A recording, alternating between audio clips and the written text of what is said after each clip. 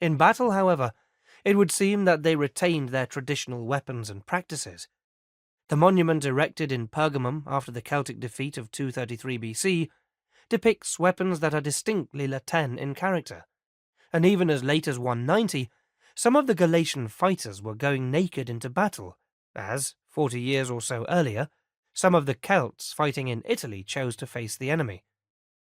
While at first sight this might seem to suggest a conservatism spanning 3 or 4 generations, it remains a possibility that, throughout this period, bands of Celts from the middle Danube Valley continued to make the crossing to Anatolia to join kinsmen already there.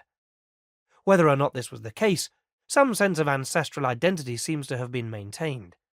The folk movements we have discussed spanning the period 400 to 200 BC are those for which there is some direct textual evidence. Inevitably, these focus on interactions with the Greco-Roman world. Given the degree of mobility characteristic of the time, it would be surprising if there were not other movements around the northern and western fringes of the initial early Latin core zone. There are hints of this in similar tribal names.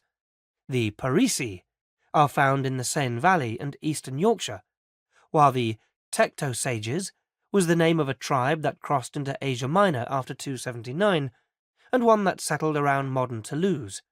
In both cases, there is cultural evidence which could be thought to reflect some direct relationship.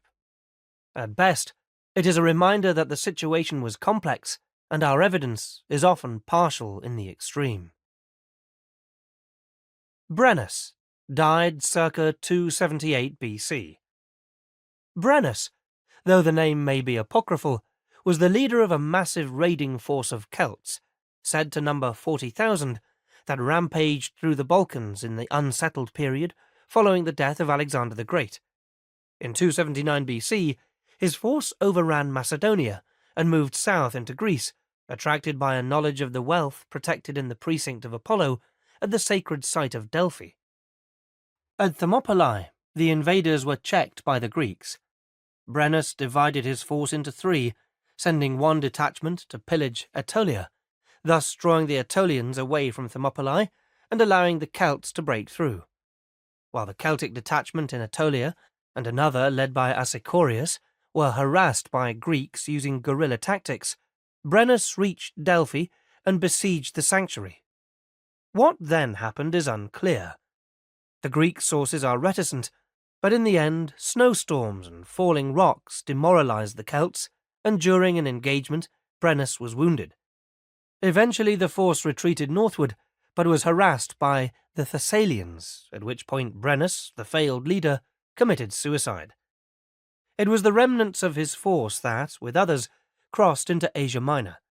Their descendants were still recognized as a distinctive people in the 1st century AD, when St. Paul, in an epistle, addressed them as, "O foolish Galatians."